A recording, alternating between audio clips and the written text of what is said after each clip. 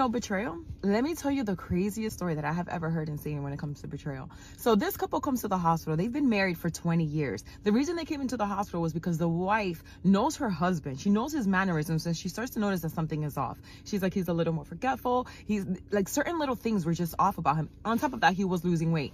So they started to do a neural workup on him, right? And one of the first things that they do is the scans. So when the scans came back, it showed that he had lesions on the brain. So when you see lesions, or when you hear lesions, the first thing you think of is cancer. So we're like, oh my God, he has cancer. She's beating herself up. She's distraught. She's like, this is my husband, the love of my life, the father of my children. I should have brought him in sooner. I noticed the symptoms a couple of months ago. I should have done something. I can't believe this, right? So now she's planning like her whole life around the fact that her husband has cancer. She's looking at treatment. She's doing the absolute most. Now, here's the thing. When we find out that a patient has lesions on the brain, we don't just stop there. We have to rule everything out, right? So we do a little more work, right?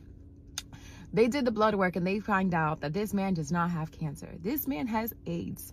HIV that has progressed to AIDS to the point that he has lesions on the brain. Now, when we found out that he has AIDS, this has to be reported to the Department of Health.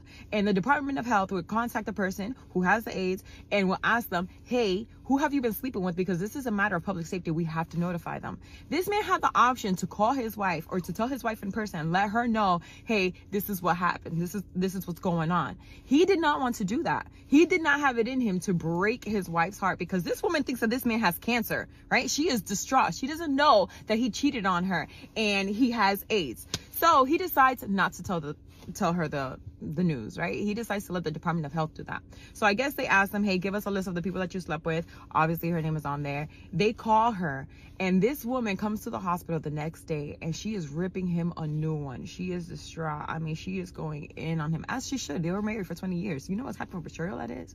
But while she is yelling at him, his side piece shows up because she also got the call.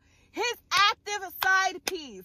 When I tell you that security had to get involved, oh my God.